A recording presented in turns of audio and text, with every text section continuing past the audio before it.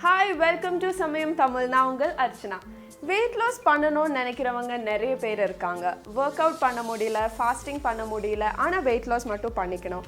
அப்படி நினைக்கிறவங்க தான் நிறைய பேர். இதுக்காக நான் உங்களுக்கு 5 diet tips சொல்றேன். அது நீங்க மெயின்டெய்ன் பண்ணிட்டீங்கன்னா நீங்க உங்க பாடியை weight loss பண்ணி நல்லா மெயின்டெய்ன் பண்ணிக்கலாம். Number 1, junk, sweet, cakes, cookies எல்லாமே அவாய்ட் பண்ணுங்க. சில டைம் நம்ம இந்த லெஸ் கேலரி, ஹை ஃபைபர் இப்படி எல்லாம் பார்த்து அது உடம்புக்கு நல்லதுன்னு நினச்சி நிறைய சாப்பிடுவோம். பட் அப்படி பண்ணக்கூடாது. ஜங்க்ஸ் நீங்கள் கம்மியாக தான் சாப்பிடணும். எப்போவாச்சும் சாப்பிடுங்க கொஞ்சம், அது பரவாயில்ல. ஆனால் இந்த நடுவில் சாப்பிட்றது கம்ப்ளீட்டாக அவாய்ட் பண்ணுங்கள். சுகர் கம்ப்ளீட்டாக நீங்கள் உங்கள் டயட்லேருந்து எடுத்துக்கணும். சுகருக்கு பதிலாக ஹனி இல்லை ப்ரௌன் சுகர் வச்சு நீங்கள் காம்பன்சேட் பண்ணலாம். நம்பர் 2, நல்லா தூங்குறது. மினிமம் 7 to 8 hours ஆச்சு நீங்கள் டெய்லி தூங்கி தான் ஆகணும்.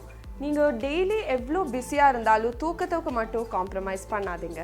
தூக்கம் சரியாகலைன்னா நம்ம ஸ்ட்ரெஸ் லெவல் அதிகமாகும்போது கோர்ட்டிசால்னு ஒரு ஹார்மோன் உடம்புல உருவாகும். அது வெயிட் கெயின் பண்ணும்.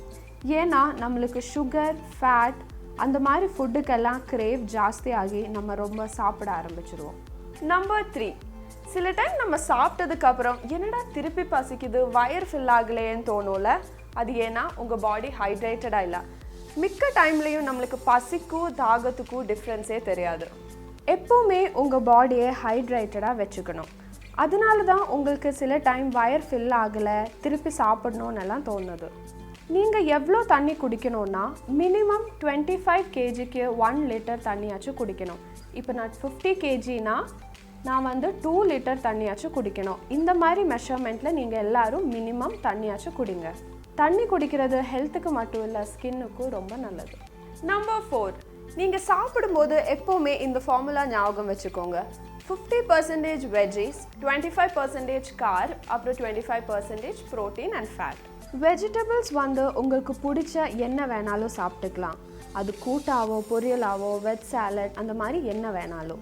பட் 50% வெஜ்ஜீஸ் உங்கள் டயட்டில் வெஜிடபிள்ஸ் தான் இருக்கணும். கார்போஹைட்ரேட் தான் நீங்கள் சாப்பிட்ற ரைஸ், வீட், ஓட்ஸ் எல்லாமே வரும். அது 25% மட்டும் சாப்பிட்டா போதும். அப்புறம் ப்ரோட்டீன் ஃபுட்ஸ் 25% உங்கள் பாடியில் இருக்கணும். Fish, meat, egg, dairy products, paneer அந்த மாதிரி எல்லா ஃபுட்ஸும் நீங்கள் சாப்பிட்டுக்கலாம். ஆனால் 25% மட்டும். நம்பர் 5, ரொம்ப முக்கியமானது ஒன்று, உங்கள் பாடியை மூவ் பண்ணுங்கள். எக்ஸசைஸ் பண்ணணும், ஜிம்முக்கு போகணுன்னெல்லாம் நான் சொல்லலை.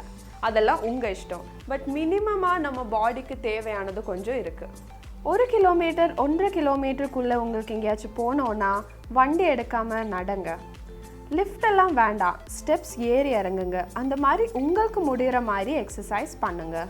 எப்போவுமே உட்காந்துட்டே இருக்காதீங்க. உங்கள் பாடி மூவ் ஆகுறது பொறுத்து கேலரிஸ் பர்ன் ஆகும். அதுக்கு தகுந்து உங்கள் ஃபேட்டும் குறைஞ்சிரும். டெய்லி நீங்கள் இந்த மாதிரி சிம்பிளான ரூல்ஸ் மெயின்டைன் பண்ணிட்டீங்கன்னா நீங்கள் உங்கள் பாடி வெயிட் லூஸ் பண்ணி கரெக்டாக மெயின்டைன் பண்ணிக்கலாம். சிலவங்களுக்கு வெயிட் கெயின் பண்ணணும்னு இருக்கும்ல, நான் நெக்ஸ்ட் வீடியோ அது பற்றி தான் சொல்ல போகிறேன்.